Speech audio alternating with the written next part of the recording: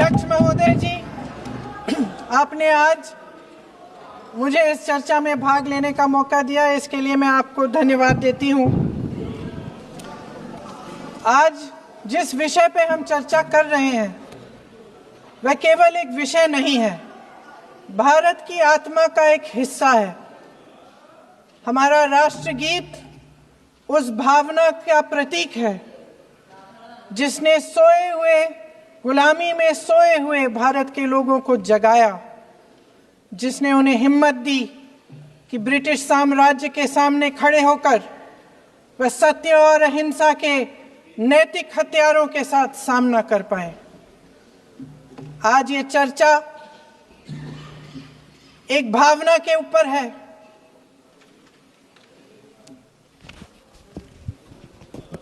और जब हम वंदे मातरम का नाम लेते हैं तो वही भावना हमारे दिल में उजागर होती है।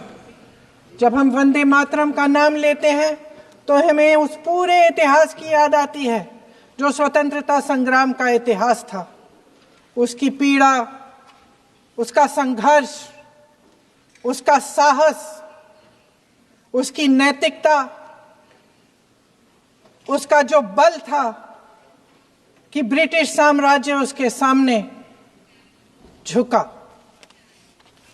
अध्यक्ष महोदय, वंदे मातरम उस आधुनिक राष्ट्रवाद की अभिव्यक्ति है जिसने भारत के लोगों को एक राजनीतिक और नैतिक आकांक्षा से जोड़ा, जिसने भारत के लोगों को एक साझा नियति के उत्तराधिकारी, एक साझा भविष्य के निर्माता के रूप में देखा। लेकिन आज की ये बहस मुझे कुछ अजीब सी लग रही है। जैसे मैंने कहा, ये गीत देश की आत्मा का हिस्सा बन चुका है। 150 सालों से देशवासियों के दिलों में ये गीत बस चुका है। 75 सालों से हमारा देश आजाद है, तो फिर आज इस बहस की क्या आवश्यकता है?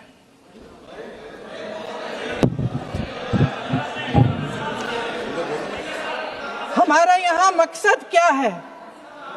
जनता से हमें दिया गया दायित्व, जनता का विश्वास, उनके प्रति हमारी जिम्मेदारी, हम किस तरह से इसका इस्तेमाल कर रहे हैं, हमें ये सोचना चाहिए।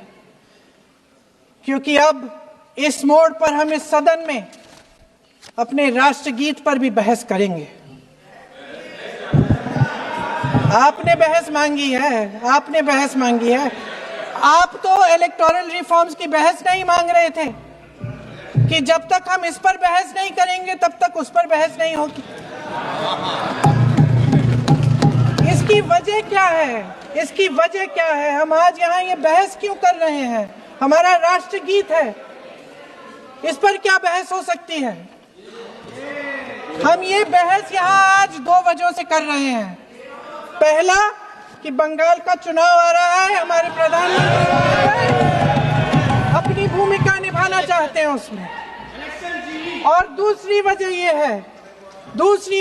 है, ये मकसद है, पुरानी मकसद इनकी, अध्यक्ष महोदय, कि जिन्होंने स्वतंत्रता की लड़ाई लड़ी, जिन्होंने देश के लिए बड़ी बड़ी कुर्बानियां दी, उन पर सरकार नए आरोप लादने का मौका चाहती है। देश का ध्यान फिर से जनता के ज्वलंत मुद्दों से भटकाना चाहती है। यही एक मकसद है आपका। आपका मकसद है कि हम फिर से उसी अतीत में मंडराते रहें, उसी की तरफ हम देखते रहें जो हो चुका है, जो बीत चुका है। क्योंकि ये सरकार वर्तमान और भविष्य की ओर देखना ही नहीं चाहती, वे इस काबिल ही नहीं रही। सच्चाई ये है अध्यक्ष महोदय कि आज मोदी जी वह प्रधानमंत्री नहीं रहे जो एक समय में थे। सच ये है कि ये दिखने लगा है, उनका आत्मविश्वास घटने लगा है, उनकी नीतियां देश को कमजोर कर रही हैं। और मेरे सत्ता पक्ष के साथी चुप इसलिए हैं क्योंकि अंदर अंदर से वे भी इस बात से सहमत हैं। आज देश के लोग खुश नहीं हैं अध्यक्ष महोदय, परेशान हैं। तमाम समस्याओं से घिरे हुए हैं, तमाम समस्याओं से घिरे हुए हैं, और उन समस्याओं का हल आप निकाल नहीं रहे हैं। हाँ ठीक है, उसका भी बोल लेंगे, समय आएगा तो उसका भी बोल लेंगे, बल्कि कल समय आ रहा है, चुनाव पे चर्चा होगी, उस पे भी बोलेंगे।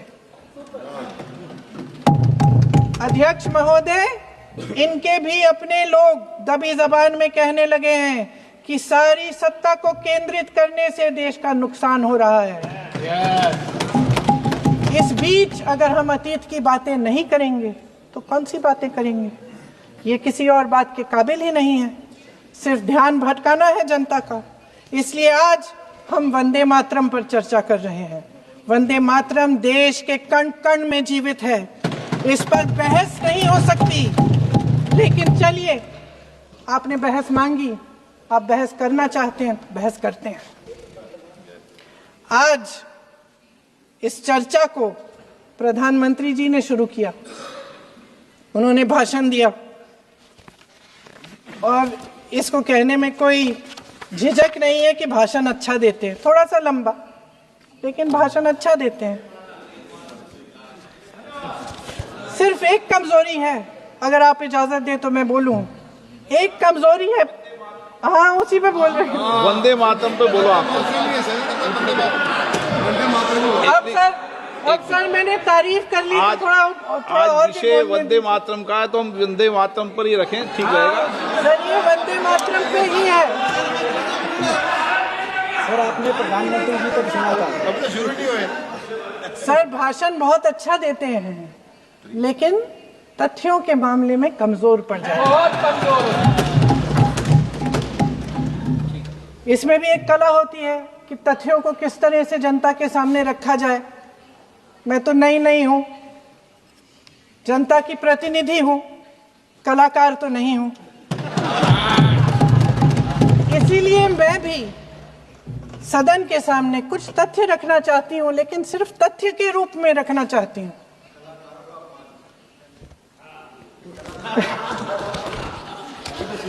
मैं उदाहरण दूं, उदाहरण दे देती हूँ। सर मांग रहे हैं सर वंदे मातरम के बारे में, वंदे मातरम की जो सालगिरह पे आपने एक बड़ा कार्यक्रम आयोजित किया था, उसमें प्रधानमंत्री जी ने भाषण दिया। उसमें उन्होंने कहा कि 1896 में पहली बार गुरुदेव रविंद्रनाथ टैगोर ने ये गीत एक अधिवेशन में गाया। उन्होंने ये नहीं बताया कि कौन सा अधिवेशन था, महासभा, हिंदू महासभा का अधिवेशन था, आरएसएस का अधिवेशन था। किस बात से कतरा रहे थे कि ये कांग्रेस का अधिवेशन था? और उदाहरण दूं कि मैं अपना भाषण जारी रखूं? दे रही हूं। जो वंदे मातरम की जो क्रोनोलॉजी है वो भी आप समझिए, जो असली क्रोनोलॉजी है। 1875 में महाकवि बंकिम चंद्र चट्टोपाध्याय ने इस गीत के पहले दो अंतरे लिखे, जो आज हमारे राष्ट्रगीत घोषित हुए हैं, मतलब जो घोषित हुए थे और जिसको हम आज अपना राष्ट्रगीत कहलाते हैं। ये पहले दो अंतरे लिखे। 1882 में 7 साल बाद उनका एक उपन्यास प्रकाशित हुआ, आनंद मठ। उस उपन्यास में यही कविता उन्होंने प्रकाशित की, लेकिन इसमें 4 अंतरे जोड़ दिए। 1896 में कांग्रेस के अधिवेशन में गुरुदेव रविंद्रनाथ टैगोर ने पहली बार ये गीत गाया। 1905 में बंगाल के विभाजन के खिलाफ आंदोलन के समय वंदे मातरम जनता की एकता की गुहार बनकर गली गली से उठा। गुरुदेव रविंद्रनाथ टैगोर जैसे महान स्वतंत्रता सेनानी इस गीत को खुद गाते हुए बंगाल की सड़कों पर उतरे। विद्यार्थियों से लेकर किसानों तक, व्यापारियों से लेकर वकीलों तक, हर कोई ये गीत गाने लगा। इस गीत की शक्ति को समझिए। ब्रिटिश साम्राज्य इसको सुनकर कांपता था और हमारे देशवासी इसको सुनकर वे मन बनाते थे, वे हिम्मत बनाते थे कि इस भयंकर साम्राज्य के खिलाफ सत्य और अहिंसा के नैतिक हथियारों को लेकर शहीद होने की तैयारी करते थे। ये गीत मातृभूमि के लिए मर मिटने की भावना को जगाता है। इस गीत की शक्ति ये है, इस गीत का हमारे देश से जुड़ाव ये है। लेकिन 1930 के दशक में हमारे देश में जब सांप्रदायिक राजनीति उभरी, तब ये गीत विवादित होने लगा।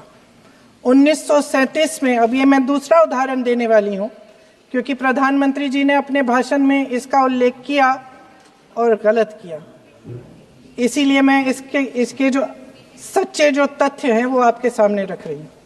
1937 में नेताजी सुभाष चंद्र बोस कांग्रेस का अधिवेशन कलकत्ता में होने जा रहा था, उसका आयोजन कर रहे थे। तो जो मोदी जी ने पत्र सुनाया सदन में 20 अक्टूबर का और कहा कि जवाहरलाल नेहरू जी ने नेताजी को ये चिट्ठी लिखी और ये कहा कि इस पर चर्चा होनी चाहिए, उससे पहले 3 दिन पहले नेताजी सुभाष चंद्र बोस ने पंडित जवाहरलाल नेहरू को एक चिट्ठी लिखी थी जिसका जिक्र आपके प्रधानमंत्री ने नहीं किया। और इस चिट्ठी में सुन लीजिएगा,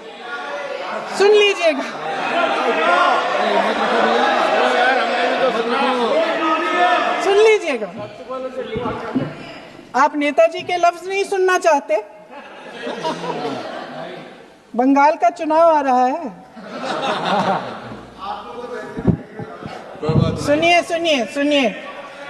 सुनिए। हाँ, कोई बात नहीं, हम तो देश के लिए हैं, हम देश के लिए हैं। आप चुनाव के लिए, हम देश के लिए हैं। हम जितने भी चुनाव हारे, हम यहाँ बैठे रहेंगे और आपसे लड़ते रहेंगे और आपकी विचारधारा से लड़ते रहेंगे। अपने इस देश के लिए, अपनी इस मिट्टी के लिए लड़ते रहेंगे। आप हमें रोक नहीं सकते।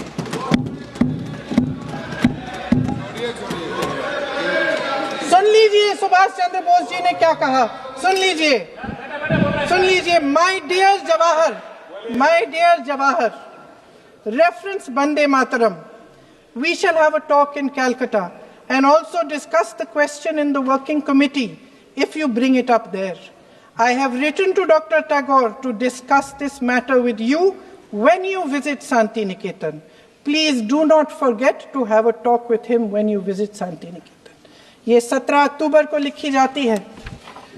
10 अक्टूबर को नेहरू जी इसका जवाब देते हैं और और 20 अक्टूबर को, हाँ ठीक है, 20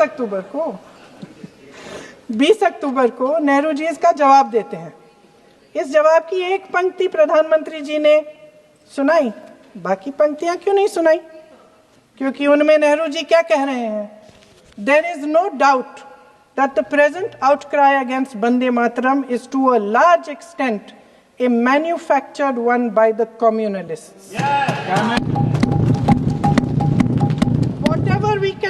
Whatever we do, we cannot pander to communalists' feelings, but to meet real grievances where they exist. I have decided now to reach Calcutta on the 25th morning. This will give me time to see Dr. Tagore as well as other friends. समझ रहे हैं आप? प्रधान चुप है तो समझ ही गए होंगे। फिर क्या होता है? फिर नेहरू जी कलकत्ता जाते हैं और गुरुदेव जी से मिलते हैं और उसके अगले दिन गुरुदेव जी एक चिट्ठी लिखते हैं जिसमें वो लिखते हैं, अंग्रेजी में चिट्ठी है, उसका एक अंश मैं आपको हिंदी में बता देती हूँ, जिसमें गुरुदेव जी कहते हैं कि जो दो अंतरे हमेशा गाए जाते थे उनका महत्व इतना गहरा था कि उस हिस्से को कविता के शेष हिस्से तथा पुस्तक के उन अंशों से अलग करने में उन्हें कोई कठिनाई नहीं थी। उन्होंने ये कहा कि स्वतंत्रता संग्राम में हमेशा से वही दो अंतरे ही गाए जाते थे और उनको गाते हुए कुर्बानी देने वाले सैकड़ों शहीदों के सम्मान के लिए उन्हें ऐसे ही गाना उचित रहेगा।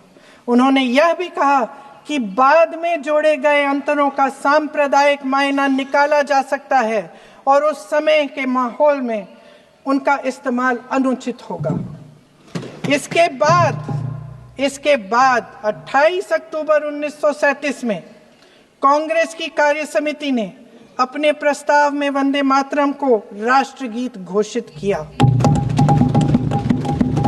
उन्हीं दो अंतरों को कार्य समिति की बैठक में महात्मा गांधी जी, नेताजी सुभाष चंद्र बोस, पंडित नेहरू, आचार्य नरेंद्र देव जी, सरदार पटेल जी, गुरुदेव रविंद्रनाथ टैगोर जी सब मौजूद थे।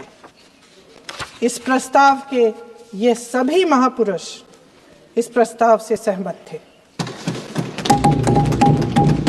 आगे क्या होता है ये भी सुना लूं। भारत की आजादी के बाद जब इसी गीत के इन्हीं दो अंतरों को 1950 में डॉक्टर राजेंद्र प्रसाद जी ने संविधान समिति में भारत का राष्ट्रगीत घोषित किया, तब लगभग यही महापुरुष मौजूद थे। इनके साथ साथ BR अम्बेडकर जी भी सभा में थे और इनके साथ साथ मेरे सत्ता पक्ष के साथियों के नेता श्री श्यामा प्रसाद मुखर्जी भी मौजूद थे। वही दो अंतरे राष्ट्रगीत घोषित किए। किसी ने कोई आपत्ति जारी नहीं की, कोई आपत्ति नहीं जताई। वैसे इन तथ्यों के साथ जुड़ा एक और तथ्य भी है जो मैं यहाँ पे आपके सामने रखना चाहती हूँ। आज हम अपने राष्ट्रगीत पर बहस कर रहे हैं, लेकिन हमारा राष्ट्रगान भी एक कविता का एक अंश ही है, एक लंबी कविता का एक अंश है। और इन दोनों राष्ट्रगीत और राष्ट्रगान के अंश को चुनने में सबसे बड़ी भूमिका गुरुदेव रविंद्रनाथ टैगोर की थी। वंदे मातरम के स्वरूप पर सवाल उठाना, जिसे संविधान सभा ने स्वीकार किया, न सिर्फ उन महापुरुषों का अपमान करना है जिन्होंने अपने महान विवेक से यह निर्णय लिया, मगर एक संविधान विरोधी मंशा को भी उजागर करता है। क्या सत्ता पक्ष के हमारे साथी इतने अहंकारी हो गए हैं कि अपने आप को महात्मा गांधी जी से, रविंद्रनाथ टैगोर जी से, राजेंद्र प्रसाद जी से, बाबा साहब अम्बेडकर जी से, मौलाना आजाद जी से, सरदार पटेल जी से, सुभाष चंद्र बोस जी से बड़ा समझने लग गए हैं? मोदी जी का अपने भाषण में ये कहना कि राष्ट्रगीत को एक विभाजनकारी सोच द्वारा काटा गया, उन सब महापुरुषों का अपमान है जिन्होंने अपना पूरा जीवन इस देश की आजादी की लड़ाई में झोंक दिया। वंदे मातरम को विभाजित करने का आरोप लगाकर आप पूरी संविधान सभा पर आरोप लगा रहे हैं, उसके हर एक नेता को दोषी ठहरा रहे हैं। यह हमारी संविधान सभा और हमारे संविधान का खुला वार है। और जहां तक जवाहरलाल नेहरू जी की बात है, जितनी देर हमारे प्रधानमंत्री देश के प्रधानमंत्री रहे हैं, 12 साल हो गए हैं, लगभग उतने ही सालों के लिए जवाहरलाल नेहरू जी जेल में रहे। किस लिए? इस देश की आजादी के लिए। उसके बाद 17 साल के लिए प्रधानमंत्री रहे। आप बड़ी आलोचना करते हैं इनकी, लेकिन अगर इन्होंने इसरो नहीं बनाया होता तो आज आपका मंगलयान नहीं होता। अगर DRDO नहीं बनाया होता तो तेजस नहीं बनता। अगर IIT और IIM नहीं बनाए होते तो हम आज IT में आगे नहीं होते। अगर एम्स नहीं बनाया होता तो हम कोरोना की जब बड़ी चुनौती का सामना कैसे करते? हाँ, वही कुछ भी। इसका मतलब है इस मुद्दे का जवाब नहीं है आपके पास है? अगर इन्होंने BHEL, गेल, सेल, भाखड़ा नंगल ये सब नहीं बनाया होता जो आप सब बेच रहे हैं, तो ये विकसित भारत कैसे बनता? और मत कहिए बाकी पंडित जवाहरलाल नेहरू इस देश के लिए जिए, सुन लीजिए, बेच लो यार, और बाकी भी बेच देंगे जी। पंडित जवाहरलाल नेहरू इस देश के लिए जिए और देश की सेवा करते करते उन्होंने दम तोड़ा। फिर भी सुन लीजिए, मेरी एक सलाह ले लीजिए, मेरी एक सलाह ले लीजिए। सर मैं आपको आपके माध्यम से सलाह दे रहे हैं, अब छोड़ना नहीं है। सर मैं आपके माध्यम से एक सलाह दे देती हूँ। हमारे प्रधानमंत्री महोदय 12 सालों से इस सदन में हैं, मैं मात्र 12 महीनों से हूँ। फिर भी छोटी सी सलाह है। उन्होंने अभी हाल ही में चुनाव था, कुछ महीनों पहले उन्होंने एक सूची निकाली थी कि विपक्षी दलों ने और विपक्ष के नेताओं ने कितने अपमान किए हैं इनके, और उसमें शायद 90-99 ऐसे उन्होंने अपमानों की सूची बनाई थी। तो मैं उनको एक छोटी सलाह देना चाहती हूँ कि नेहरू जी से जितनी भी शिकायतें हैं, जितनी भी गलतियां उन्होंने की आपके जहन में, जितनी भी गालियां देनी है, जितना भी अपमान करना है, उसकी भी एक सूची बना दीजिए। नहीं, बात खत्म नहीं है। 999 अपमान, 9,999 अपमान, सूची बना दीजिए और फिर हम एक समय निर्धारित करते हैं। जैसे हमने 10 घंटे आज वंदे मातरम पर हमने बहस किया है ना, उस तरह से हम अध्यक्ष महोदय जी से पूछेंगे, एक समय निर्धारित करेंगे, 10 घंटे, 20 घंटे, 40 घंटे, जितने घंटों में आपकी ये शिकायत पूरी हो जाए, माननीय सदस्य आप तो आप शांत हो जाए और हम बहस कर लेंगे। लेकिन इस सदन का कीमती समय, जिसके लिए हमें यहाँ पे जनता ने भेजा है, जैसे हमें जनता की समस्याओं को हल करने के लिए चर्चा करनी चाहिए, इस्तेमाल करना चाहिए, उसको एसी के लिए इस्तेमाल करिए। उसके बाद जैसे अंग्रेजी में कहते हैं ना, जैसे अंग्रेजी में कहते हैं कि once and for all let's close the chapter, close कर लीजिए। देश सुन लेगा क्या क्या शिकायतें हैं, किसने क्या किया, इंदिरा जी ने क्या किया, राजीव जी ने क्या किया, परिवारवाद क्या होता है, नेहरू जी ने कौन सी गलतियां की, सुना लीजिए, फिर खत्म। उसके बाद बेरोजगारी, महंगाई, महिलाओं की समस्याएं, जो पीएमओ में हो रहा है उसकी बातें, उसकी चर्चा, जो बेटिंग ऐप के बारे में हो रहा है पीएमओ के अंदर, आप माननीय सदस्य प्लीज, जो एफस्टीन फाइलों में बोले आपके मंत्री महोदय के नाम निकल आए हैं, माननीय उसकी चर्चा करेंगे। आप वंदे मातरम में बोले, आप इधर उधर डाइवर्ट मत हो।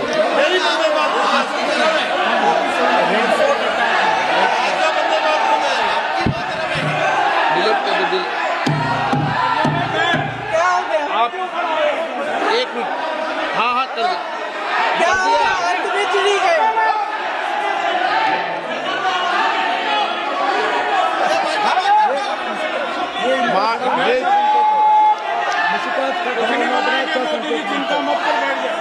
बहुत बढ़िया। माननीय सदस्य 1 मिनट, माननीय सदस्य आगे बढ़ो आप महोदय, आगे वंदे बढ़ो। मातरम पर सार्थक चर्चा करें।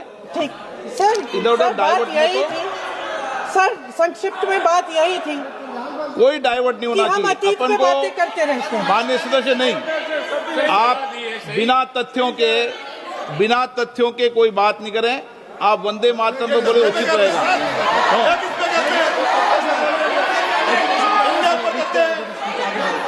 मैंने प्लीज, अध्यक्ष महोदय, मैं आपकी बात मानती हूं, लेकिन बिना तथ्य के बहुत सालों के लिए ये हम पर आरोप डाल रहे हैं। हम चुपचाप सुनते हैं, इनको भी थोड़ी सी संतुलन होनी चाहिए, सुनने की थोड़ी सी हिम्मत होनी चाहिए। ये राजनीति है, हम बोलेंगे, आप वंदे मातरम बोलें। वंदे मातरम सर। महोदय, आज की ये बहस सिर्फ ध्यान भटकाने के लिए की जा रही है, क्योंकि ये सरकार इस देश के वर्तमान की असलियत छिपाना चाहती है। आज देश का युवा कितना परेशान है, कितनी मुश्किल में है, पेपर लीक होते रहते हैं, बेरोजगारी है, महंगाई इतनी बढ़ चुकी है, इसकी चर्चा हम सदन में क्यों नहीं कर रहे हैं? आरक्षण के साथ जो हो रहा खिलवाड़ है उसकी चर्चा हम यहाँ क्यों नहीं कर रहे हैं? महिलाओं की बात होगी, बड़े बड़े ऐलान होंगे, मगर उनकी परिस्थितियों को सुधारने के लिए कोई ठोस कदम यहाँ क्यों नहीं उठाया जा रहा है? इन्हीं दरवाजों के बाहर खड़े होकर पत्रकार तरह तरह, आपने कहा कि आरोप मत लगाइए बगैर तथ्य के, तो मैं बोलूं कि नहीं बोलूं? नहीं, बिल्कुल नहीं। नो, आप उधर की बात मत बोलो। आप जल्दी से बोल लेते हो, सदन में जो कुछ भी बोले वो तथ्यों से बोले। आपको हर चीज ऑथेंटिक करनी पड़ेगी, इसलिए आप तथ्यों से बोले। अच्छा सर, बड़े बड़े शहरों में प्रदूषण है, लेकिन हम इस सदन में बैठकर सिर्फ छोटी छोटी बातें करेंगे। जी, जो अतीत की बातें हैं ना, जो बार बार आप चाहते हैं कि हम पीछे देखें, लेकिन हम आगे भविष्य की बात, वर्तमान की बात, जो असली समस्याएं हैं उनकी बात न करें, ये छोटी बात होती है। आप में हिम्मत है तो भविष्य की बात करिए, हिम्मत है तो बात करिए कि बेरोजगारी क्यों है, कि पेपर लीक क्यों होते हैं। आप चेयर को एड्रेस करें। आपको अच्छा, खत्म कर लेती हूँ, चेयर के एड्रेस करो आप। अध्यक्ष महोदय जी, सच्चाई ये है कि इनका शासन दमन का शासन है। इनकी राजनीति दिखावे की राजनीति है, इवेंट मैनेजमेंट की राजनीति है, चुनाव से चुनाव तक राजनीति है, तरह तरह के ध्यान भटकाने वाले मुद्दों की राजनीति है। वंदे मातरम इस देश की उन्हीं उम्मीदों की गुहार है जिन्हें आपका शासन हर रोज ठुकरा रहा है। आज भी सरहद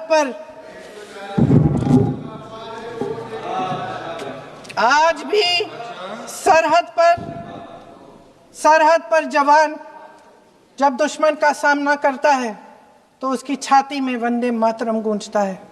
आज भी जब हमारा खिलाड़ी अंतर्राष्ट्रीय खेलों में जाता है तो उसके दिल की धड़कन में वंदे मातरम होता है। आज भी इस देश के करोड़ों देशवासी जब अपने राष्ट्र ध्वज को फहराते हुए देखते हैं तो उनकी जबान पर वंदे मातरम, वंदे मातरम, वंदे मातरम आता है। कांग्रेस के हर एक अधिवेशन में 1905 से लेकर आज तक सामूहिक तौर पर वंदे मातरम गाया जाता है। आपके अधिवेशनों में गाया जाता है कि नहीं, ये बताइए। अपने देश की आत्मा के इस महामंत्र को विवादित करके आप एक बहुत बड़ा पाप कर रहे हैं। इस पाप में कांग्रेस पार्टी शामिल नहीं होगी।